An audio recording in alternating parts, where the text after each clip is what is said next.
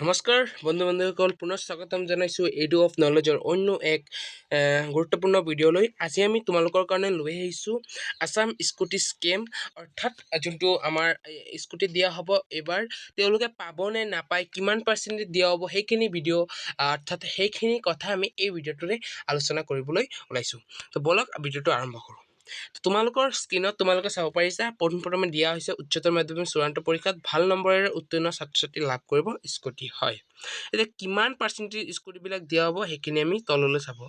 তোমালোকে পাৰ্চেণ্টেজটো চাব পাৰিছা, ইয়াত দিয়া হৈছে 80% অৰ এবভ, অৰ্থাৎ 80% আৰু ইয়াৰ ওপৰত যিখন আছে তেওঁলোকেই পাব। আৰু তলফালে আমি চাব পাৰি কি দিয়া আছে, হয়নে মিছা না সঁচা সেইখিনি আমি অকণমান চাই ল'ম। আমাৰ ইয়াত আছে চোৱা, এই আমাৰ যোনটো এৱাৰ্ডৰ নেম হ'ল doctor Banikanta Kakati merit award, আৰু স্কিমটো হ'ল প্ৰজ্ঞান ভাৰতী স্কিম। আৰু এৱাৰ্ড কণ্টেক্ট অৰ্থাৎ কি দিয়া হ'ব, স্কুটি দিয়া হ'ব। ল'ৰাক ব্লু কালাৰ স্কুটি দিয়া হ'ব আৰু ছোৱালীক ৰেড কালাৰ স্কুটি দিয়া হ'ব।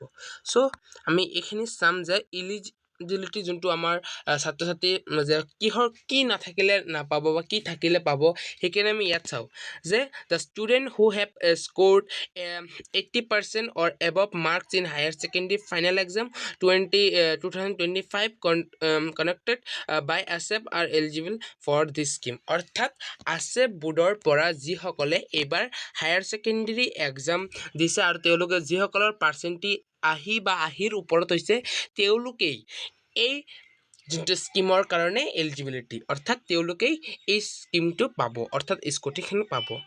আৰু এটা কথা হৈছে যে the student must B resident of Assam, অৰ্থাৎ এইটো কথা হৈছে ষ্টুডেণ্টখন দিল্লীৰ বা বিহাৰৰ হ'লে নহ'ব, অৰ্থাৎ সেই ষ্টুডেণ্টখন অসমৰ বাসিন্দা হ'ব লাগিব।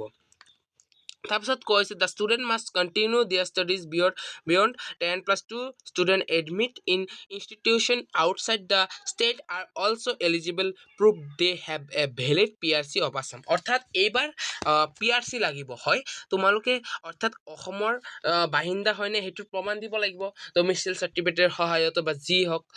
আৰু এটা হ'ব লাগিব যে তোমালোকে এইবাৰ কণ্টিনিউ পঢ়িব লাগিব, অৰ্থাৎ তোমালোকে 12 পাছ কৰিছা, হায়াৰ ছেকেণ্ডেৰী পাছ কৰি তোমালোকে ডিগ্ৰী কোৰ্চ কৰিব লাগিব। কিন্তু তোমালোকে যদি কণ্টিনিউ নকৰা, ড্ৰপ দিয়া, তোমালোকে বা নীটৰ প্ৰিপাৰেশ্যন বা যিখিনি প্ৰিপাৰেশ্যন তোমালোকে কৰিবা বা যি বেলেগ প্ৰিপাৰেশ্যন বা তোমালোকে ভাবিছা ড্ৰপ দিবা, তেনেহ'লে কিন্তু তোমালোকৰ পাৰ্চেণ্টেজ 80 ওপৰত আছে বা 80 আছে, তোমালোকে তবু কি নাপাবা, স্কুটি নাপাবা, কাৰণ তোমালোকে ড্ৰপ দিছা। সেইকাৰণে তোমালোকে ড্ৰপ নিদিবা, তোমালোকে পাৰিলে তোমালোকে কলেজত এডমিশ্যন লৈ ল'বা। এডমিশ্যন ল'লেহে তোমালোকৰটো পাবা। আৰু এৱাৰ্ড ডিষ্ট্ৰিবিউশ্যন ডেট এতিয়ালৈকে দিয়া হোৱা নাই, দিলে তোমালোকে দি দিম। আৰু তোমালোকে যদি এৱাৰ্ড ডিষ্ট্ৰিবিউশ্যন ডেটটো জানিবলৈ তোমালোকে এতিয়াই চেনেলটো ছাবস্ক্ৰাইব কৰি লোৱা। তাৰপিছত এইটো আৰু দিয়া হৈছে যে আমাৰ এইবাৰ কি হৈছে, আমাৰ হায়াৰ ছেকেণ্ডেৰীৰ যোনটো স্কিম আছে স্কুটি স্কিম, সেইটো 80% দিয়া হ'ব, এইটো কনফাৰ্ম।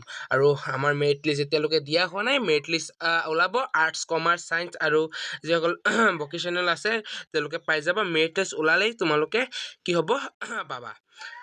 চ' তোমালোকে এইটো ভ্ৰমত নাথাকিবা যে এইবাৰো 60 বা 75ত দিয়া হ'ব। এতিয়া এইবাৰ যোনটো আমি এইবাৰ কনফাৰ্ম বুলি ক'ব পাৰোঁ 80%, 90% মানে কনফাৰ্ম যে 80% দিয়া হ'ব। আৰু যদি 10% তোমালোকৰ কপাল ভাল থাকে তেনেহ'লে 60 বা 75তো দিয়া হ'ব পাৰে।